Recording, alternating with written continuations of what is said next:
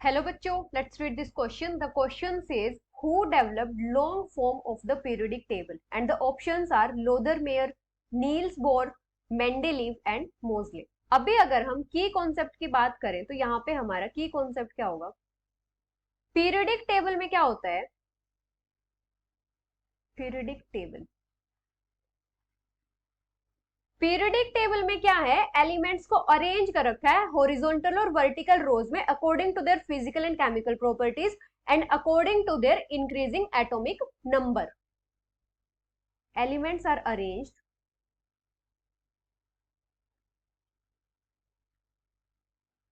in horizontal and vertical rows and columns. Horizontal rows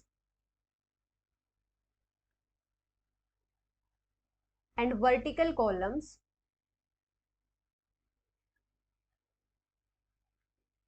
according to their increasing atomic numbers. अभी अगर हम बात करें लोदर-मेयर की, तो लोदर-मेयर ने एलिमेंट्स को अरेंज किया था in increasing order of their atomic weights. Atomic weights के बेसिस पे उन्होंने अरेंजमेंट की थी एलिमेंट्स की, और उन्होंने जो पीरियोडिक टेबल डिस्कवर किया था उसमें सिर्फ टोटल 28 एलिमेंट्स ही थे. अभी अगर हम बात करें मेंडेलीव की, तो मेंडेलीव ने क्या किया था? जो एलिमेंट्स थे उनको अरेंज किया था अकॉर्डिंग टू एटॉमिक मास, लेकिन क्या हुआ था कि वो सारे के सारे एलिमेंट्स को अरेंज नहीं कर पाए थे. Arranged elements in periodic table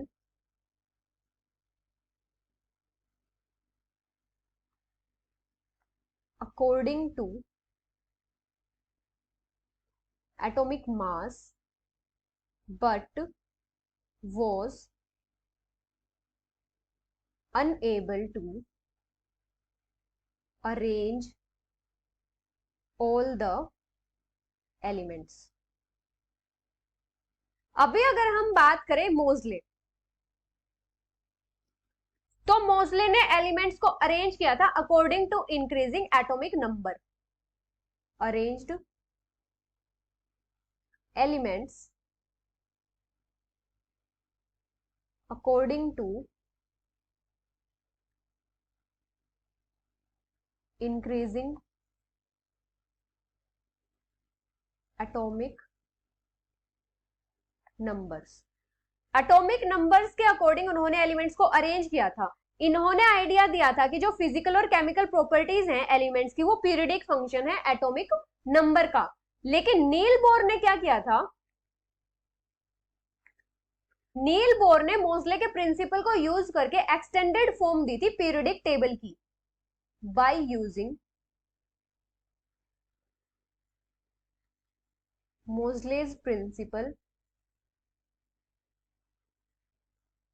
discovered the extended form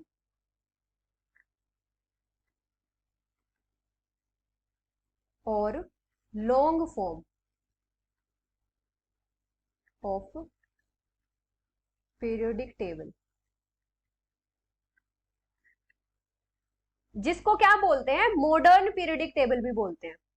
modern periodic table. और यही होती है पीरियोडिक टेबल की लॉन्ग फॉर्म. तो मतलब जो पीरियोडिक टेबल है उसकी लॉन्ग फॉर्म की डेवलपमेंट किसने की थी? नील्स बोर ने. So the final answer is Niels Bohr, which is option B. Hope you understood it well. Best of luck.